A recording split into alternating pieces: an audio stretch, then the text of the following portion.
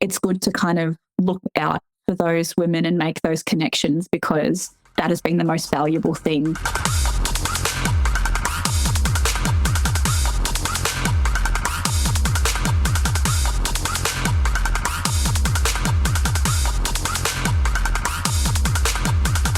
So I'm here with Madeleine from Boudicca, and this is a band named after, I believe, the queen of the ancient British Iceni tribe. Is that correct, Boudicca? Yeah, the ancient Celtic tribe that fought up against the Romans, like 61 CE-ish. Yeah, led a massive revolt against the Roman occupation. And it's very matriarchal roots to give yourself.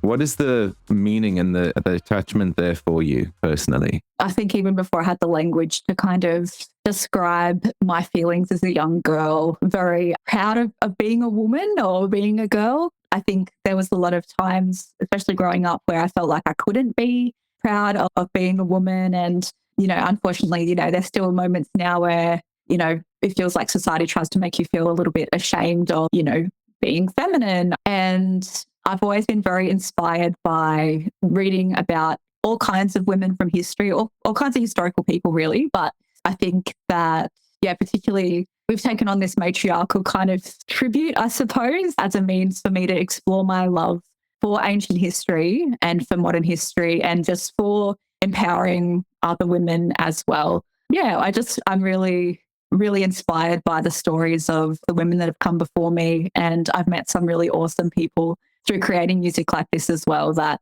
have continued to inspire me in the heavy music scene. It's really a personal thing for me as well. One of the reasons I wanted to talk to you is my family is very matriarchal, like my grandmother, my mother, my aunt. They were kind of like the ship that steered us all through everything. And yeah, I think that energy is needed more and more, coming across a band that is embracing that. I mean, you've got it's not just women in the band, and still you have this driving force of honoring that cycle, that cycle of rise and fall of this chaotic world that we're in. Yeah. For sure. So before we jumped on here, I was listening to Uncouth, and that's the second of your albums. This one was from last year. Yes. What is your process as a band of writing this music? It's a bloody dynamic album, and I really want everyone to go listen to it. Obviously, I'll link to everything. Most curious about Broad Arrow and The Witch of King's Cross. You've been promoting The Witch of King's Cross a hell of a lot everywhere, which is good to see. I'm very curious about the process of writing songs like those and how you go about that as a band and what that feels like to you. Yeah, I think what is really fun and interesting about how we work when we're writing songs is that we've all got our own history in the music scene and playing in other bands, and we've kind of, all together from various different projects. So we've all got very different styles of writing and all kind of write individually as well. So for example, Jacob, one of our guitarists, wrote The Witch of King's Cross, but Nick, the other guitarist, wrote Broad Arrow. And these ideas are brought to band practice, and then we kind of workshop them and chop and change things a lot. But it might start from a spark of an individual idea, and then it becomes a very collaborative process. When it comes to lyrics, that's kind of my forte, and that's something that I'm very passionate about writing. So that's my area. We're very collaborative in a very equal way, I think. Our writing process is, we might have our individual moments, but that little idea will be brought and it will be workshopped collaboratively, and then we just kind of all work together to create everything. We've got songs written by, so Sam, our drummer, is also a very talented songwriter and guitarist as well. So he writes some guitar as well and kind of brings these riffs. We all bring these riffs to practice, and then I smash some lyrics together. I might see an interesting video or read an interesting story or think of a line and put it into my notes on my phone or write it down into a journal. And it just all kind of snowballs and becomes our song. It's a weird process that I think you're so immersed in what matters to you and you're bringing that in your music, but you're so immersed in it that it's kind of effortlessly drawing on pieces like you might have read, like you said, you might have watched, you might have heard. And I think that it really does come across. How, as the lyricist, how does it, you do this thing in a lot of the songs, I've heard it, where you have stuff from history. You've got historical references. You've got like lessons. You're teaching in a sort of non-preachy way, but you're also, without smashing the rabbit across the head with a hammer, you're sort of saying, you're tying it into now and the modern time as well. You're not just giving us a history lesson. You know, this is what happened to her. You're not doing it in a way of, this is what happened then. This is what we can learn from it. What was the moral of the story? You know, it's a fluid thing, and you kind of more incite a spirit in someone that then has all those lessons in it. How the hell do you do that? I'm so flattered to honestly hear that's what you've taken away from it, because that's something that, you know, I want to be coming across in my songwriting. But yeah, look, I'm really, you know, very passionate about making or inspiring others through music and through interesting storytelling. And I try to make it fluid. Sometimes I can get a little bit caught up, and that's something that I think I've improved in time, where like some of our older material was very much, it kind of felt like I was writing sometimes an encyclopedic and about an individual that's inspiring. And, you know, there was a time and place for that, but I think I've now really tried to hammer it into its relevance and kind of recontextualize it to be something that is relatable to young people now, and just people that are living in our crazy, chaotic world that are looking for, you know, some people don't even realize that there is a lot of historical kind of content going on, which is strange because I think I do hammer it, but I think I don't know. I'm really glad that it seems fluid, because it has been a very conscious effort to try not to just retell someone else's story and try to make it, you know, connect with people meaningfully today. Do you think that you're connecting that potentially with how it makes you feel, and through that we're connecting with you to the subject matter? Definitely. And I think especially with Uncouth, which has been, I think it was a bit of a growth in my lyricism as well, because I did really focus on I tried to kind of not only see these people through the lens of, you know, fact, but also try to tune into my emotional response to their stories. And that kind of, with Broad Arrow, which is, you know, a song that you mentioned earlier, that was particularly personal to me because it's inspired by one of my ancestors and her story, kind of bringing that kind of passion and like connection, I suppose, that I have personally through, in a way that hopefully can connect with others. Can we scratch a little deeper on the ancestry there and the connection to Broad Arrow? Can you walk me through that one? Yes, the Broad Arrow as a symbol was used to denote the property of the British Empire. And being Australian, I have quite a few convict ancestors that were transported in the late 18th and early 19th centuries to Australia due to committing crimes in the eyes of the British government at the time, which, you know, it ranges from, I had an ancestor stole a book, another one sold some cutlery that was allegedly stolen from somewhere else. One of them, I think the same guy, was pursued up a townhouse in London and threw a pot plant at a police officer. Punk from the beginning, right? Yeah. And Mary, who's also known as Catherine, her story, who is the inspiration for Broad Arrow, she was from Ireland, and it's alleged that she was involved in some pre-revolutionary activity over there. So my understanding is that she came from a Protestant family, but was very strongly in favour of Ireland independence and republic. And that kind of, the people that she was allegedly surrounding herself with would go on to form, you know, some actual revolutionary groups. But she was trialled in Dublin and transported to Sydney in 1791. And yeah, with her, it's been interesting. I've made contact with a very distant relative of mine who actually wrote a book about her, and that he was kind enough to actually, there's no copies of that book around anymore. He, bless him, he actually scanned everything up and emailed it to me. So being able to read all of his research in the one place, and I felt much more connected with her story. And I wanted to kind of, you know, it's not just her story as well. Like, she had a very tragic life when she arrived here in the colony, and she was later murdered. And her story is very upsetting and dark. And unfortunately, you know, you can see it, and it's the same for many families, but that story kind of is retold over and over again through different, you know, the experience of many different women throughout our lineages. And so I think kind of reflecting on that, and it's definitely become much more of a personal and emotional story, but at its core, it is the story of my ancestor, Catherine. It's a beautiful story. Like, it's heartbreaking, but I think it had to be as inspirational and important and memorable as a story as it inspired your distant family member, shall we say, and inspired you as well. It's no small thing when that level of inspiration exists, even when there's separation in families that, happens, emigration and all the rest of it. Of course. There's rumors in my family that I'm related to Guy Fawkes. I'm very much into researching my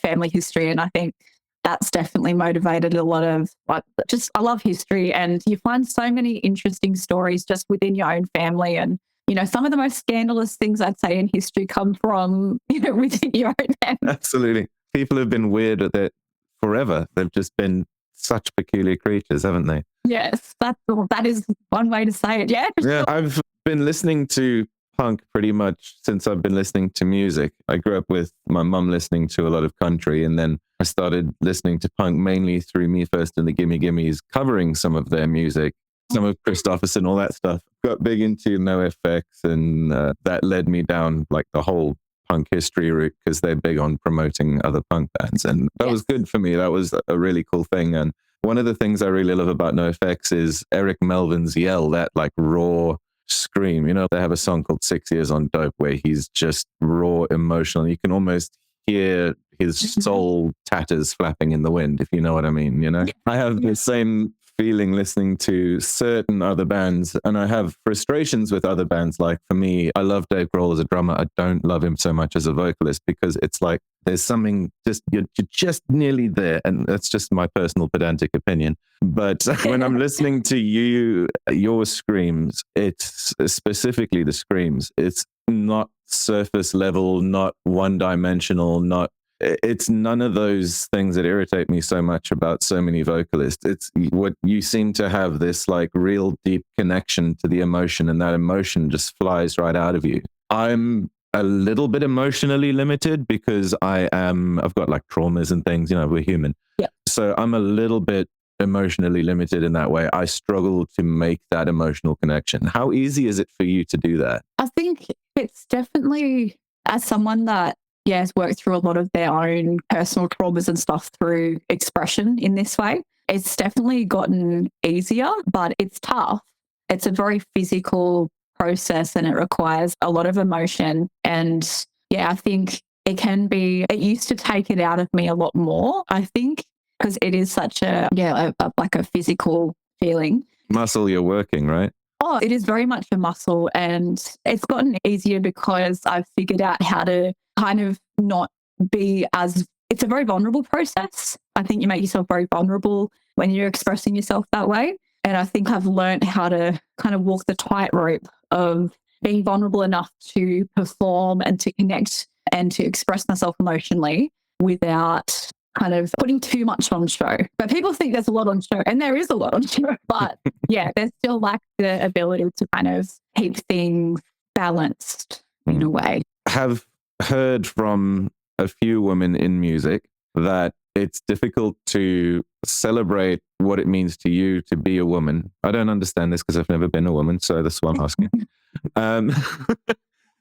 That it's hard for you to connect with that, behave, dress, act, sing, perform in a feminine way, or whatever you want to portray, but then also not have the downside of slightly or extremely sort of cavemen types coming in there and misinterpreting what that means, what this space is about, what you're trying to personify, what you're trying to put forward. And I'm very curious, if you're comfortable talking about it, what your journey with that has been, and how you would help, or how would you advise younger girls or anyone that has that problem to kind of take this journey and sort of minimize their exposure to these elements or manage them better. I don't know what the solution is. Yeah, it is. It's very tough. So I first started playing in bands when I was 16, and I was like 15. I was around 15, 16.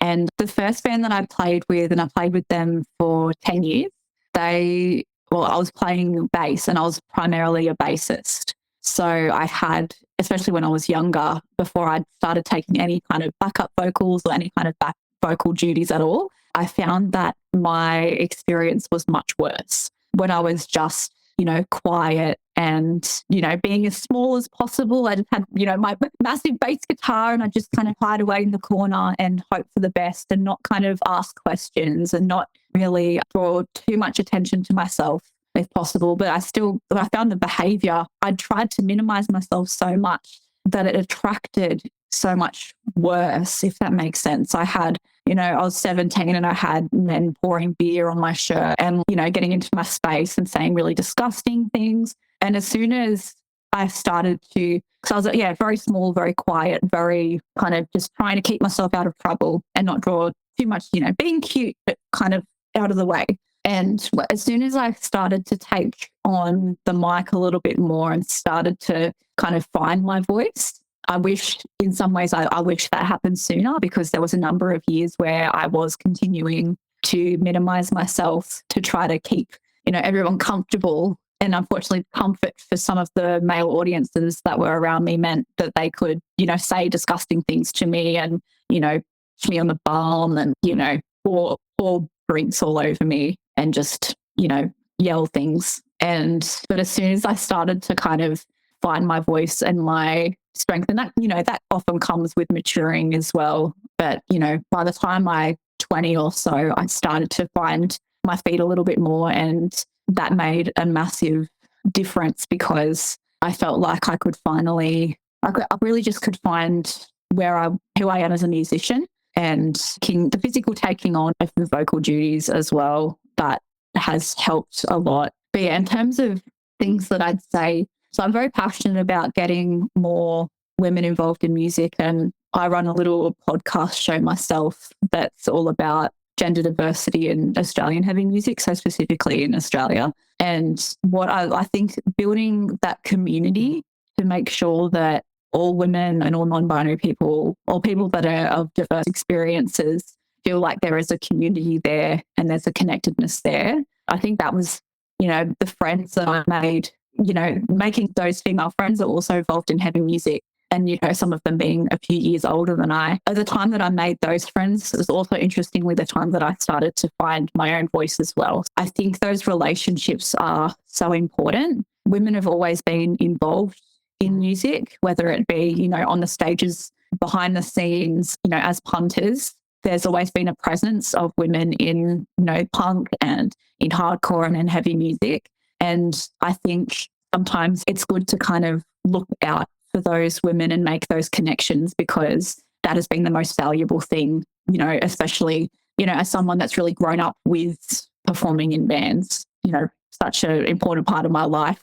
I've been, playing in bands now, for 13 or so years. So it's, a massive part of who I am. And I think definitely those relationships, because once you've got your crew, no one can mess with you. Finding them can be a bit of a mission. It can be, but it's definitely a mission that should be taken. Yes. It's a very courageous, very inspiring movement that you guys are putting forward. And for me, it's a very exciting landscape, Australian heavy music right now. I've been listening to Amyl and the Sniffers for a long time. Used to listen to them riding bikes as a kid as well. And Problem Patterns lately are everywhere as well. And really enjoying they're them. fantastic. Yeah. I am hoping now that I've said that like hell that those are all Australian. But I think they are. They sound really good, like you guys do as well. I'm working on my first album now. My friend's Kenny Jones is busy. Kenny Arrow is, call him Kenny Jones, Kenneth Arrow.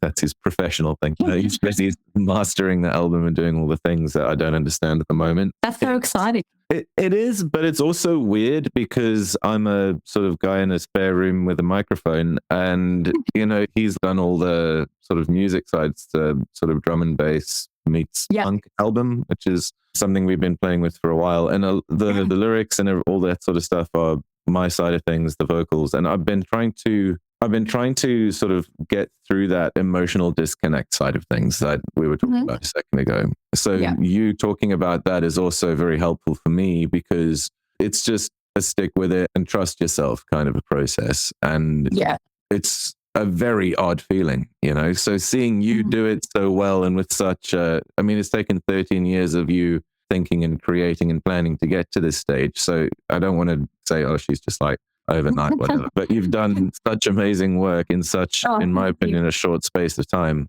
And I just can't wait to see what you come out with next. It's wonderful. Yeah, a lot of work goes into it, but it's like once it falls into place, everything just clicks. And then I can't believe that, I felt that way before. I can't believe that, you don't. And once that self-doubt, I think a lot of it comes with age too. You just can't, who cares anymore? I'll be a fool on the internet because that's what I know, helps connect with people. And that's the most important thing about being a musician. You want people to hear what you're doing and you want people to feel something. But yeah, you definitely have to look like a dork. Yeah, I think so. Thank you for making this music. Are you going to be releasing another album in the future? I definitely would hope so. We've got quite a few songs up our sleeve.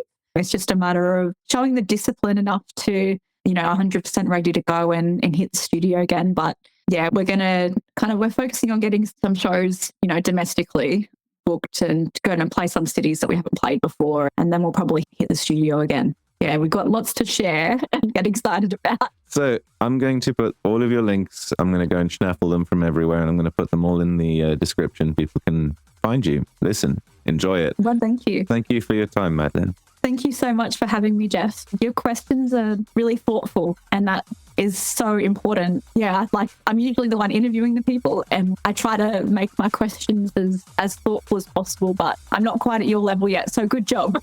It means a lot to me. I don't plan my questions beforehand. I'm more just what occurs to me in the moment. And like when you write, you're pulling from things that you've immersed yourself in. I've been listening to your albums on repeat for the last month. And I've been kind of just getting my head around it and Googling things and learning about stuff. And I love that you've given me that packet of knowledge. Yeah, thank you very much. I appreciate it.